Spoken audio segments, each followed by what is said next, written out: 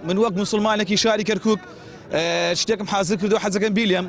ئەوش ئەوەیە ئێمە کوردی مسلمانین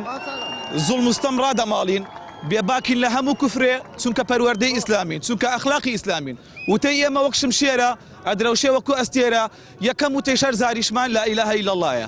و ئێمەش خۆمان بە موسڵمانە زانین و هەر کەسێ پێغەمبەر صلی الله علیه و سلم فەرمیە کە خۆی بە موسڵمان زانی شایدی داکەوە پەروەردگار تاکو تەنیایە شەریکی نییە پێغەمبەر علیه الصلاة والسلام رسولی رب العالمینە أو حرمت عليه دمه وماله وعرضه تتسوانا تواني لخوته ولا بيش لا إله إلا الله الله أكبر بك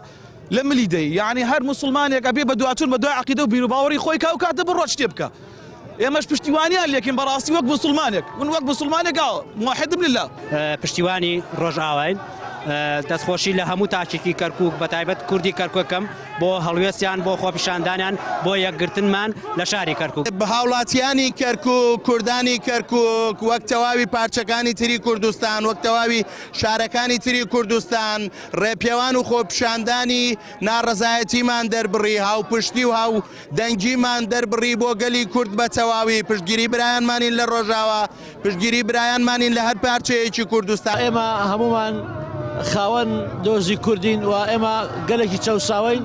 بۆیە ئەمڕۆ بەم شێوە مەدەنیانە هاتوین بۆەوەی کەوا گزارشکەین لە هەڵوێستمان بەرامبەر هەموو کەسانی کە زوڵم لە وڵاتمان دەکەن لە نیشتیمانمان دەکەن لە نەتەوەکەمان دەکەن بۆیە ئەم هەڵوێستە هەڵوێستێکی مسلمانانەی کوردانەیە. ئێمە نەوەی سەلاحەدینی ئەیوبین دژمن خەیاڵی خاوە ئەی خوای گەورە لە قورئان نافەرمێ بسم الله الرحمن الرحیم من قتل مؤمنا متعمدا فجزاؤه جهنم وخالدا مخلدا باشا ايام بناو اسلام وكرد كجن